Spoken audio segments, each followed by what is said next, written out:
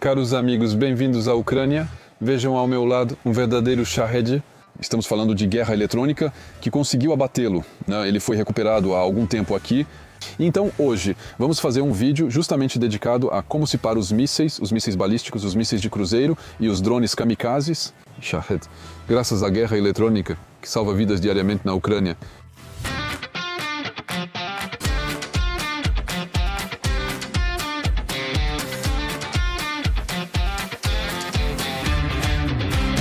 Vou voltar a ser lento no trem. Aqui, originalmente, eles são voluntários. A guerra começa em fevereiro de 2022 e eles vão se alistar. São empresários, pessoas que trabalham na agricultura e eles se encontram juntos na brigada territorial, voluntariamente engajados como centenas de milhares de ucranianos. Eles vão pensar, mas os mísseis caem sobre nossas cabeças. Podemos agir contra isso. Eles propuseram uma missão para testar um meio de guerra eletrônica e proteger sua cidade. E é isso, né? A base dessa sociedade que se chama Lima. É simplesmente ter conseguido validar operacionalmente que o sistema de bloqueio deles, de baixo custo, em comparação com tudo que podemos fazer aqui, funciona, é eficaz e é rápido de implementar. Por isso, desde o início, eles venceram hackathons e receberam $1 milhão para proteger cidades. E assim fui conhecendo eles aos poucos. Na Polônia, participei como jurado em uma competição da OTAN para combater bombas planadoras. E foram eles que venceram hoje. Ali, diante de mim, estão as diversas antenas e sensores que os russos foram usando ao longo do tempo, porque, obviamente, como os ucranianos estão cada vez mais poderosos em termos de guerra eletrônica, foram obrigados a usar equipamentos cada vez mais complexos, caros e difíceis de obter. Hoje, sistemas que os russos não produzem mais são comprados da China. Vou resumir para você. Inicialmente, eles usavam equipamentos apenas com sensor e receptor. Como isso não bastava, eles adotaram a tecnologia chamada CRPA, isso significa, em resumo, cada uma das suas antenas vai apontar para um local específico do céu. Ou seja, quando você tem uma guerra eletrônica num sistema de interferência que está no solo, bem, eles vão tentar filtrar e se orientar para uma área em particular. É preciso multiplicar as antenas, pois cada uma tem grau de abertura muito limitado, o que faz com que, na realidade, isso imponha a adição de sistemas de guerra eletrônica em solo. Normalmente é necessário o mesmo número de bloqueadores no solo que de sensores acima. Então há sistemas físicos multiplicados, antenas, e também há sistemas de software. E então eles evoluíram aos poucos com equipamentos que eram mais complexos. E então eles têm um software que permite definir a origem do sinal e assim filtrar o que vem basicamente de baixo. Mas que sorte, tinha um ucraniano bom, ele se chama o francês. Quando ele estava na França, ele era chamado de ucraniano. Agora que está na Ucrânia, ele é chamado de francês. Vocês não vão vê-lo na imagem. Então, você desenvolveu o software que define os melhores ângulos para atacá-los? Sim, basicamente é isso. Então, como você foi bom, eles acabaram tendo que colocar 8 sensores no CRPA e no final eles foram obrigados a passar para sistemas que eram ainda mais complexos.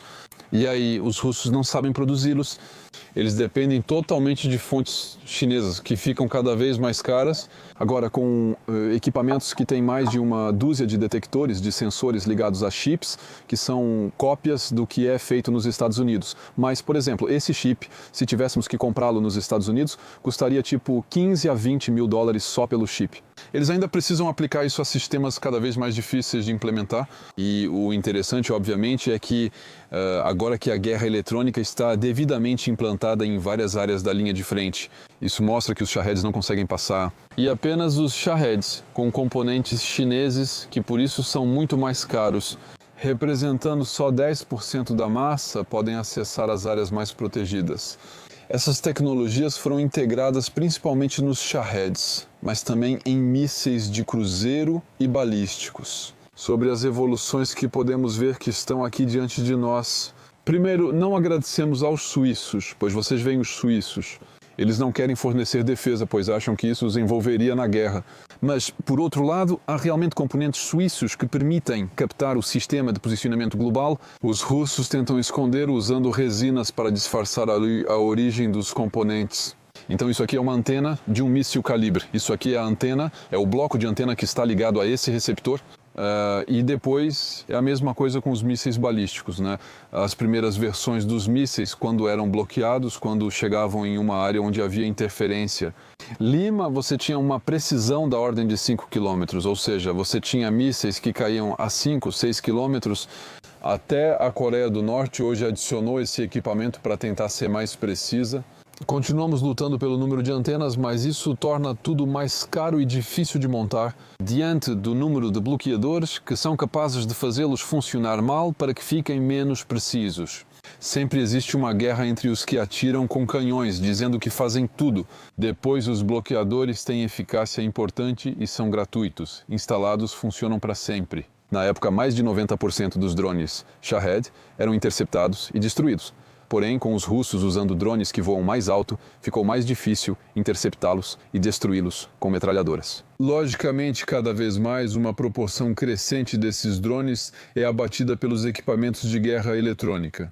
E é a mesma coisa com os mísseis de cruzeiro. Tem histórias que me contam aqui. Alguns mísseis balísticos vêm de grande altitude e exigem disparo de 1 ou 2 Patriot para serem destruídos. Um míssil Patriot custa 2 milhões. Se 3 mísseis vêm na sua direção, você precisa lançar 6 Patriots, o que custa 12 milhões para abatê-los. E no final foi a guerra eletrônica que estava mais amplamente implantada. Isso permitiria ter uma eficácia muito importante por um custo reduzido, porque uma antena de bloqueio custa cerca de 50 mil dólares. E uma vez instalada é para sempre. Mesmo precisando de 20 antenas para proteger a área, o custo é de 1 milhão uma vez só e vocês ficam protegidos contra mísseis balísticos. Enquanto que, obviamente, toda vez que for preciso lançar um Patriot ali, cada vez vai custar milhões e milhões. É um investimento muito rentável para os ucranianos e para nós, se quisermos nos preparar. Curiosidade, esses equipamentos chineses, no começo, bem, eles recuperaram peças de reposição assim a partir dos drones Shahed ou dos mísseis que conseguiram abater. Mas eles também precisavam de alguns intactos e do esquema. Eles tentaram contatar os chineses para comprar como compradores internacionais de qualquer país. Isso não funcionou muito bem. Os ucranianos têm chineses voluntários em seu exército contra o imperialismo russo. Esses chineses já estiveram na China, onde isso passou despercebido. Eles conseguiram comprar esses equipamentos com os projetos, com as assinaturas, com toda a parte de software e trazê-los para cá para analisá-los. Então, nosso amigo francês, você entendeu como isso funcionava? Exato. Então, reduzir a eficácia dos equipamentos deles novamente. Então, a outra vantagem de ter esses sistemas CRPA, pelo menos para os ucranianos, em termos de proteção, é que agora só os chineses ainda produzem isso. Logicamente, isso cria um gargalo, fica muito mais caro produzir e a produção é bem menor. E o outro ponto é que esses CRPA de maior qualidade, vocês viram o tamanho deles, eles ainda são relativamente grandes. E então o tamanho também é uma limitação, porque isso significa que ainda vai ter que caber. Por exemplo, no Shahed cabe, mas nas bombas planadoras, o sistema com 16 CRPA não. Então é preciso entender que isso é uma batalha, é uma corrida entre a proteção e o número de antenas que vamos ter. No fim, chega um momento em que nos mísseis, por serem muito rápidos, isso já não funciona igual. Depois também me explicaram que, por exemplo, nos mísseis balísticos, o sistema de captação de sistema de posicionamento global, logicamente, como ele não fica na horizontal, quando está descendo, eles não captam tantos satélites quanto quando estão nivelados ou em alta altitude. E, no geral, eles acabam perdendo também. Então, se o bloqueio C é realmente eficaz, é importante entender isso. Mesmo que não tenhamos bloqueado todos os sensores, já vamos reduzir a precisão. E quando temos, por exemplo, o Shahed, que não vai mais se basear no seu sistema de posicionamento global, que é muito preciso, mas sim na sua central inercial, que deriva alguns quilômetros a cada minuto. E então, obviamente, com menos sistema de posicionamento global, vai ser cada vez menos eficaz em termos de capacidade de atingir alvos de alto valor agregado. Amigos, eu não posso exatamente mostrar o que tem ao meu redor, mas agora o próximo exercício vai ser interferir nesse receptor. Como podem ver, ele tem 8 antenas, é original da Rússia e foi fornecido gratuitamente por eles. E então, ao meu redor, há bloqueadores que eu não posso mostrar para vocês, porque justamente eles protegem certas áreas. Os ucranianos não querem que os russos saibam como é, portanto, vamos encerrar essa análise aqui. Mas agora, vou olhar no computador a posição sistema de posicionamento global desse sensor. E como, ao ligar os diferentes bloqueadores Lima ao meu redor, eles vão conseguir fazer com que ele perca sua posição? Então, pessoal, aqui na tela temos os diferentes satélites que pertencem às diferentes redes, como o Sistema de Posicionamento Global, o Global Naya, Navigationaya, Sputnikovaya, sistema talvez o Baidu, não sei. E temos a posição deles que está expressa aqui em relação a nós. Ok, então vamos ligar o bloqueador agora, é isso.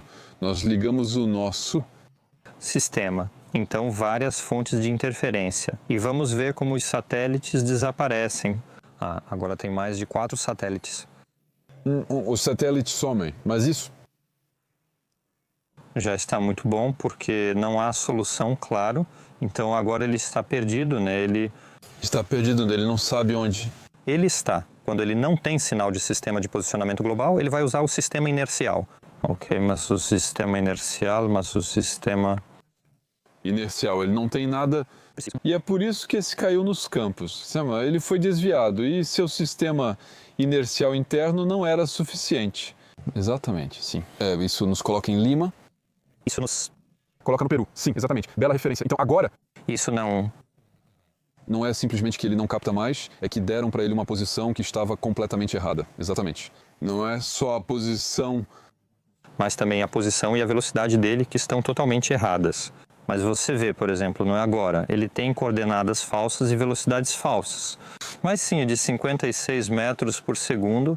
Isso é o spoofing. Isso é o spoofing, porque antes era o jamming, o... bloqueio, sim.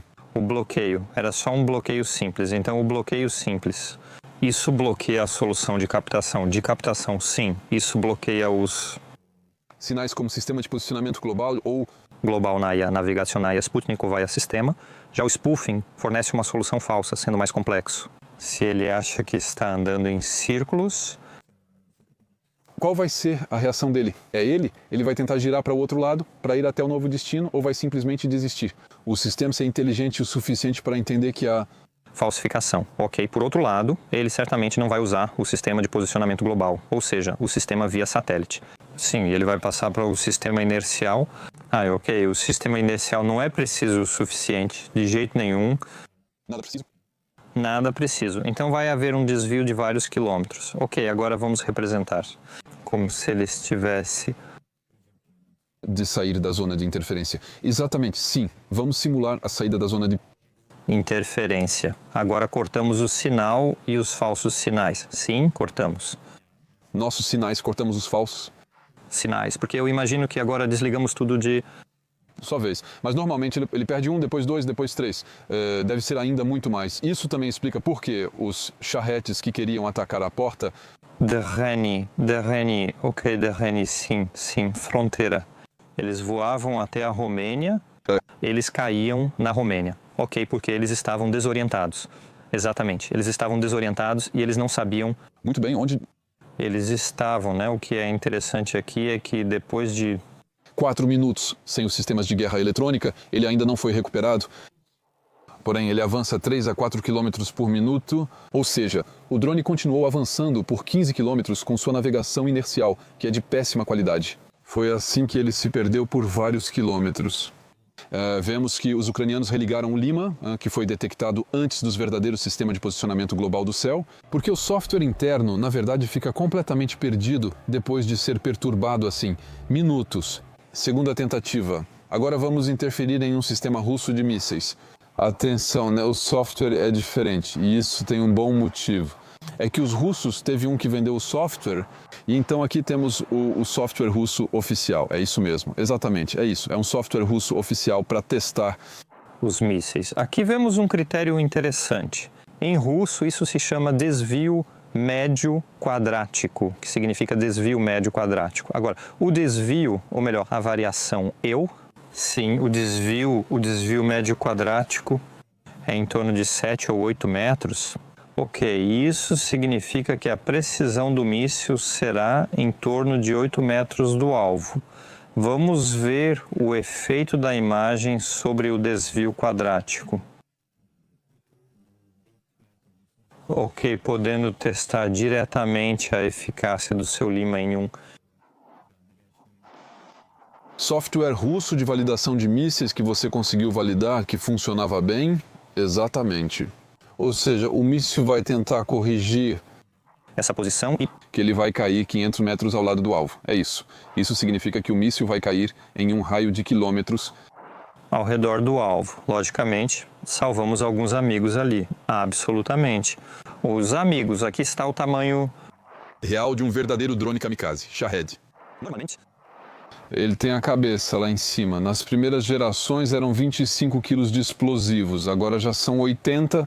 Bom, amigos, vocês entenderam, a guerra eletrônica é o equipamento absolutamente indispensável para conseguir sobreviver aqui na linha de frente. Existem versões de baixa intensidade em mochilas, ou então em posições fixas, ou ainda para proteger cidades inteiras. Simplesmente é preciso cada vez mais deles para conseguir enfrentar a multiplicação das antenas CRPA que vemos cada vez mais. Mas realmente isso tem um efeito. Imagine, um bloqueador custa apenas 50 mil euros, estou te dando uma ordem de grandeza. Na França, sistemas ocidentais costumam custar 6 dígitos por bloqueador. Eles têm grande vantagem e só pedem mais rapidez no desenvolvimento e apoio internacional. E, claramente, esse tipo de proteção é infinitamente mais barata e muito mais relevante do que os mísseis. E do que a defesa que podemos oferecer a eles tradicionalmente e na qual temos nos concentrado muito, porque quando os russos forem capazes de lançar 1.000, 2.000, 3.000 drones por dia que voarão a 500, 2.000 metros, obviamente não será nem com mísseis, nem com metralhadoras pesadas que vão conseguir interceptá-los. Eles focam bastante em guerra eletrônica. Esse é o principal elemento para os próximos meses, anos e futuramente em drones, kamikazes e interceptores. Eles não poderão massificar da mesma maneira, a menos que produzam milhares e milhares que estariam disponíveis em todo o território e prontos para serem usados. De verdade, uma corrida por volume, que será vencida principalmente pela guerra eletrônica. Porque em uma área bem protegida, vocês são capazes de destruir 50 drones em um dia. Um drone com sistema CRPA. Hoje, isso custa dezenas e dezenas de milhares de euros. Os drones em si não evoluíram, não mudaram desde o início da guerra. A principal mudança é que agora são maiores, com ogiva mais pesada e capacidade para 90 kg de explosivos, em vez de 25 kg. Em geral, eles só atuam no sistema de recepção, de sistema de posicionamento global e tentam compensar com centrais inerciais. Mas, no geral, estruturalmente, a longo prazo, é a guerra eletrônica. E posso te dizer que estamos bem atrasados em relação aos ucranianos. Então, Lima, ele manda muito bem. Até breve para um próximo vídeo.